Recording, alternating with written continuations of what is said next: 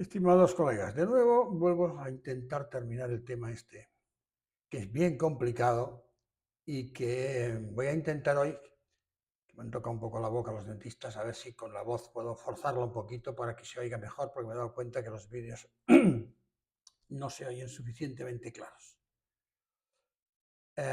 Y así vamos a ver si podemos darle ya la entrada final, porque estoy un poco incluso yo cansado de darle vueltas a la lógica, pero me he dado cuenta de las complicaciones que tiene y cómo la cara a veces pasa por encima de ellas con una facilidad espasmosa.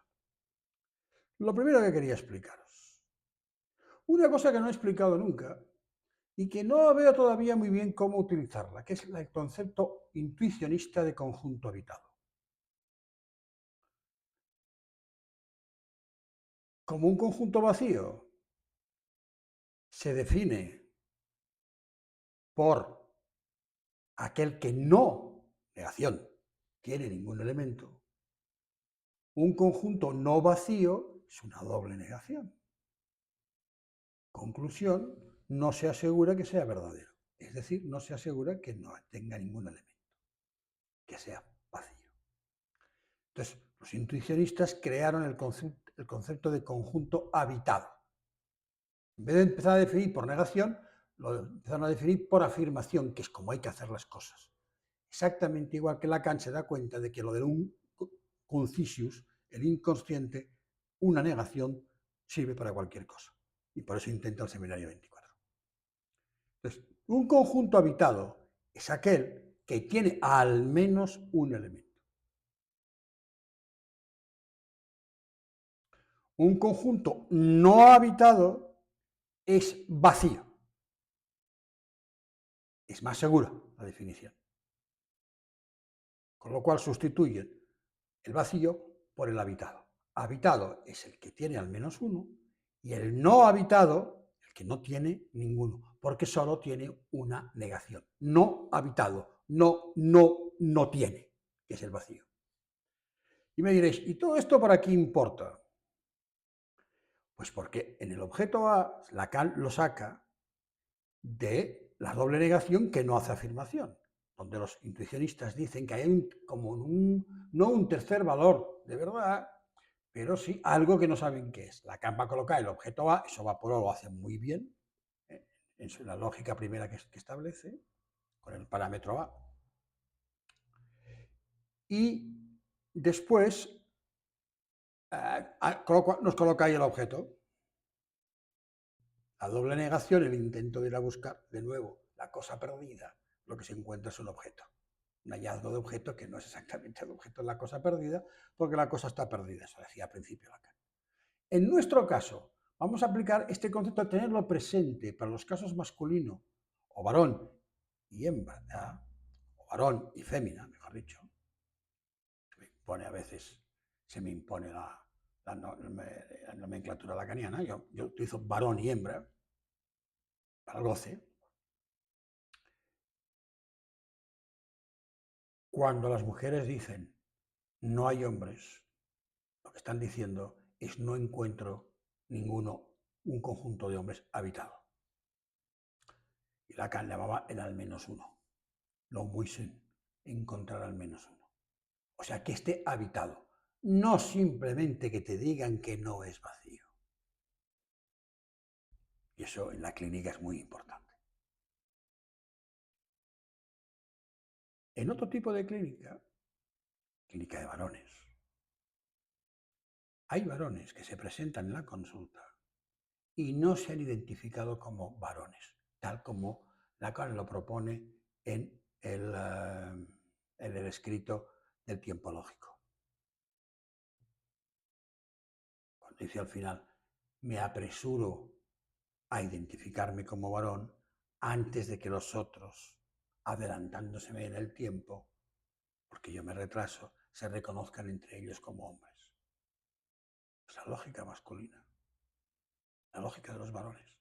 Cuando un varón no se siente varón, no se siente perteneciente a la clase de los varones, al conjunto, vamos a dejarlo así, de los varones, tiene serios problemas, porque entonces empieza a darle vueltas a obsesiones, eso que llaman a veces tocs homosexuales y cosas raras que les torturan.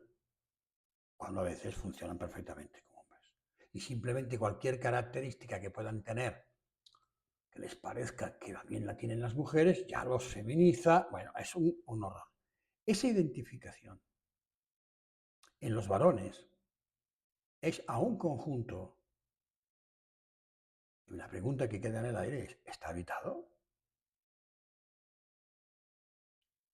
Y la respuesta ha sido que en el goce, a medias. El existe dividido a medias. Es la alternativa al habitado. Y entonces el objeto A queda colocado de lado.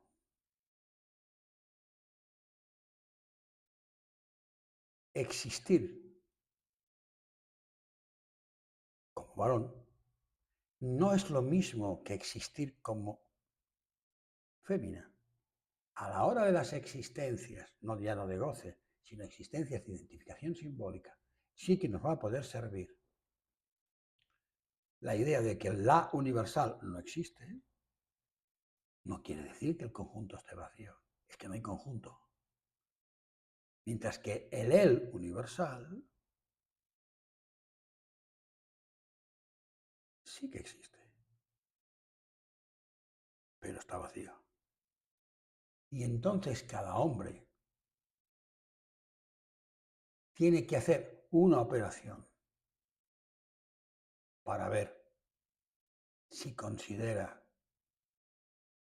que está habitado.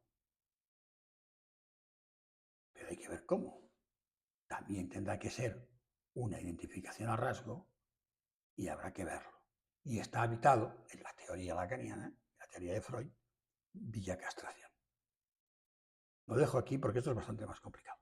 Bueno, y vuelvo al problema de Peirce. Ahora cogemos el esquema de Peirce y nos vamos a la fase fálica freudiana. Y vamos a intentar, así muy por encima, colocar la fase fálica de Freud con los esquemas de Peirce. Y yo os propondré uno que lo intentaré colocar también en el medio a ver si me sale bien. Sigue siendo estando hecho a mano. Lo siento en el alma. Pero lo importante, ¿cuál es? Intentaré poner el gráfico antes. Vamos a ver si lo puedo hacer así.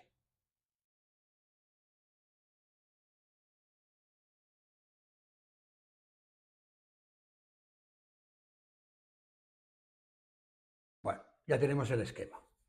Ahora, si me permitís, giraré un poco la cabeza para ir leyendo el esquema. Fijaros que en el caso del psicoanálisis solo tenemos un predicado. Como solo tenemos un predicado, ¿qué he hecho yo? He quitado las rayas horizontales o las verticales. Entonces, ¿qué he dicho? Pues oblicuas. Y solo en dos cuadrantes. Con lo cual quedan dos cuadrantes vacíos. Importante. Son dos vacíos distintos que nos pueden ayudar. Entonces, en un lado he puesto la intención y en otro he puesto la extensión, porque es la fase fálica de Freud. Fálico sí, fálico no. Entonces, ¿qué he puesto? Para todo x phi de x es verdadera, evidentemente, en 3 y 4, pero también en 1 y 2, porque como no hay ninguno, no lo contradice. Si usamos la particular afirmativa, es válida en el 3 y en el 4, pero no es válida en el 1 y en el 2. Ahí es donde se diferencia claramente la particular de la universal. Particular, no excepción, ¿eh? Particular. He puesto un asterisco porque dice, Lacan dice que es un camino desesperado. Yo os digo por qué. Porque es el camino de no salir nunca del goce fálico, intentar existir en el goce fálico y no castrarse en el segundo sentido que da la castración. Como cuando Nancor dice, les voy a hablar de la castración de una manera que nunca se había hecho antes. Es esto. Vamos a la negativa. Para todo x, no phi de x. ¿Qué quiere decir? Es válida en el 1 y en el 2. No es válida en el 3 y en el 4. ¿Veis la diferencia con el universal positivo? Que es válida en los 4. Los vacíos son peligrosísimos. Mientras que para todo x, phi de x, al estar negado, no puede haber un phi de x, con lo cual 1 y 2, como no tiene nada, están habitados,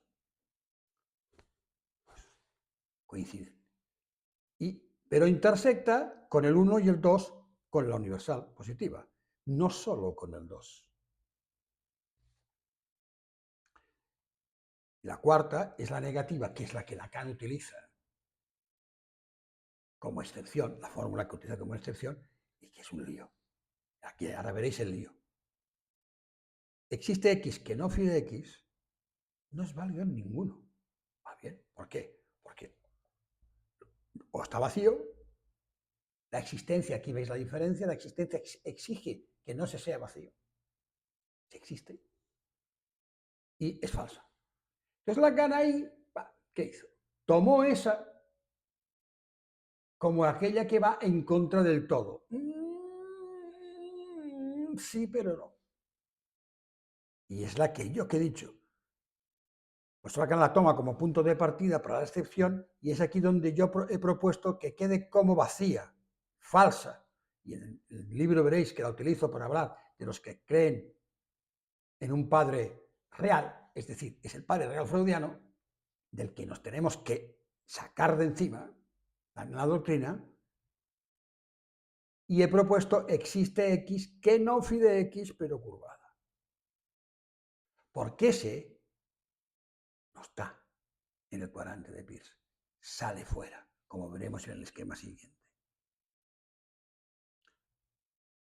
Es decir, lo mejoro más, introduciendo en el fondo lo que él va a introducir, que es la existencia, algo que existe fuera de este plano, donde está en los esquemas de Peirce,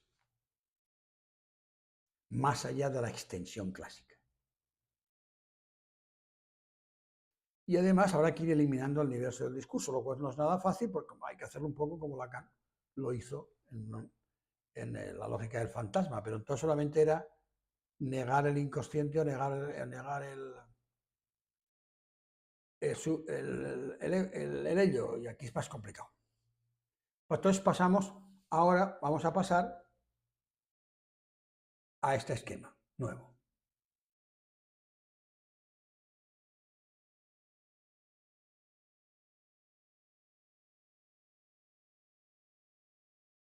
Vamos con este segundo esquema, que a ver si lo hacemos más corto este vídeo que el primero, para luego abordar definitivamente los gráficos del libro, porque si no es que no acaban de entender. Os recuerdo una vez más que existen dos conjuntos, el de los predicados y el de los objetos. Los objetos son significantes en nuestro caso, o a veces letras. Ahí es donde está la diferencia. Por eso hay que dividir el espacio en tres. El conjunto de partida, la intersección, las fórmulas que hemos visto ya, añadiendo la excepción que es remarcado. La manera nueva de escribir la excepción. Y entonces he pasado al espacio de la extensión y he cogido, ¿y qué he hecho? He ampliado el 3 y el 4, lo he mantenido como para todo x phi de x, lo fálico, y lo que queda fuera de lo fálico he diferenciado el lado de excepción, un cuadrante, le pone excepción en chiquitito, del lado de la existencial negativa. Una manera ya de situar todavía dentro del esquema de Peirce, o dentro del cierto universo del discurso, la excepción. El existe X, ahí da una flechita, que no phi de X, pero en negativo. Ahí encurvado. La excepción está ahí. Y el tercer paso, justamente, ha ido a donde envía la excepción, la existencia. Pero no la he querido poner entera, porque había hecho un gráfico con toda la existencia entera, y no lo tengo muy claro todavía, hay que dividirlo, pero fijaros qué he hecho. Lo he dividido de nuevo en 4 partes, pero la parte positiva, la parte vacía, la parte negativa, la existencia, y le he añadido el objeto A con la fórmula que envía a él, porque todavía estamos en un plano intermedio de Goce. No estamos todavía en lo real. La existencia, lo que el seminario 22 llama lo real elevado a la segunda potencia. todavía no estamos ahí. No es un esquema muy limpio, pero queda más claro ya la introducción de lo que existe. Se goce que existe incluso a la excepción. Es lo que había llamado acá los goces oscuros. Evidentemente se ve aquí que con situaciones y con esquemas planos no hay manera. Por eso se adelanta el nudo Borromeo. Es decir, cuando Lacan encuentra el nudo Borromeo, se vuelve loco. Se vuelve loco porque de ilusión, porque es que ve cómo puede colocar las cosas que en los esquemas planos de la lógica, por muchas modificaciones, mira que se había estrellado el pobre con Hintika en el seminario 19, no hay manera. Hintika era en aquel momento el mejor teórico o uno de los mejores teóricos seguidores del... Nunca me acuerdo el nombre, porque Pearson von Break, que era alumno de él a su vez, que es el que escribió el Tractatus. No me acuerdo ahora cómo me viene el nombre. Wittgenstein. Con lo cual, de momento no hay nada fuera. ¿Qué quiere decir? No sabemos qué hay fuera. Pero vamos a hacer otra segunda modificación y es coger la excepción y en vez de ponerla en un cuadrante suelta, meterla dentro, la excepción, dentro del para todo x phi de x, como un agujerito. Ese es el esquema de abajo. Y entonces se simplifica más a tres lugares, a mí me gusta más, que es todo x, para todo x, en el centro un agujerito donde hay una existencia que no tiene, está definida, esa es la verdadera existencia en contra. Ese, lo que Freud intenta de hacer en el complejo de Edipo y lo que Freud habla, y lo que Lacan habla de excepción. La excepción no es uno, que no es fálico, porque si no es fálico, ya hemos visto, no tiene sitio, es vacía. La excepción fuera, se sale la lógica. Es mejor hacerlo con una holografía nueva. Y entonces se ve abajo el para todo x, phi de x, o no phi de x, mejor dicho, vacío, por supuesto al lado igual al conjunto vacío, no invertido, sino recto, y es el goce del otro. Y esto nos permite, visto esto, ya tenemos tres espacios, intentar entender las fórmulas que yo he construido y leerlas de alguna manera más lógica y menos de sentido, como se suelen leer. Espero que os sirva y os ayude. Y si hay preguntas, hacerlas, porque esto es bastante complicado, porque fijaros que yo mismo a veces incluso trastabileo.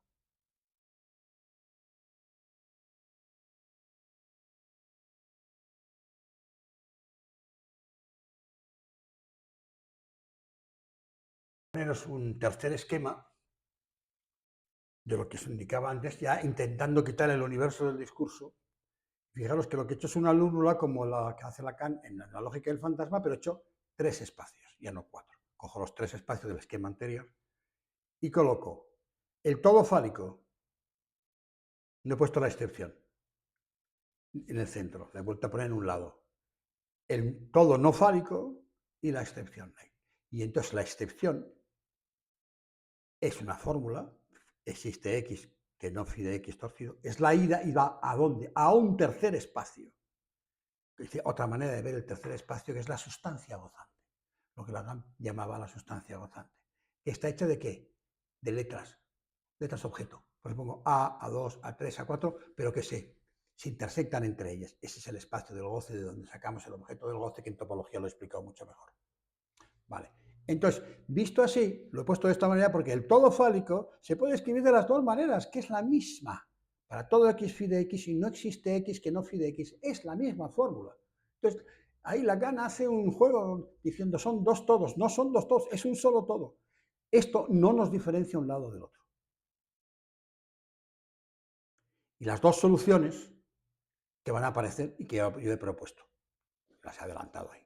Pero en el lado derecho veréis, como la ida es existe x que no phi de x curvada, y la vuelta es negar desde ahí, que es cuando la fémina ha sido agarrada como objeto y se coloca como objeto, y eso es muy importante en clínica porque a veces no consigue salir de ahí. Y de hecho hay autistas que nunca salen de ahí.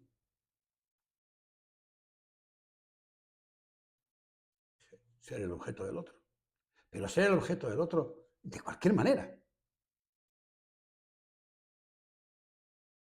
Sin orden, sin concierto, sin nada. Es una manera de existir como objeto, no existir como significante. ¿Vale? Y entonces, es la vuelta, es la negación de esa fórmula, que es lo que explico en el libro, de tal manera que se pueda volver a entrar, entonces sí, con la fórmula de no existe X, que no phi X con barras normales, la que Lacan utiliza, pero entonces se tiene que utilizar entrando ahí en el todo de otra manera, pero es entrando en el todo fálico. Pero como la cosa es dialéctica, la lógica se va sumando. Entonces, ella viene al todo con una fórmula distinta, pero viene con un lado distinto y arrastrando a fórmulas que tiene que articular unas con otras de forma distinta, la dialéctica, y hacerlas cuadrar de forma distinta. De ahí que vengan las dos soluciones.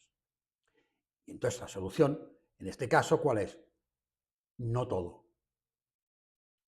Es otra manera de decir que no entra en el todo fálico completamente, pero fijaros que no como existencia dividida como el varón, eso que hemos llamado un habitado, tachado, un conjunto habitado, tachado, un elemento del conjunto habitado, tachado, sino que parte de ella entra y parte de su goce no entra, que es diferente. Y aquí ya nos introduce un lado y el otro. Y eso en clínica es importante, porque depende de qué lados, de qué sistema y de qué camino se recorre para llegar a la solución y en qué puntos uno se detiene. Aparece todo eso de binarios, no binarios, este tipo de cosas, sin tener que pensar en personalidades psicóticas, ya hay mucho menos en psicosis. Pero autistas con estos problemas hay a montones. Los autistas de espectro que se sostienen bien, a montones.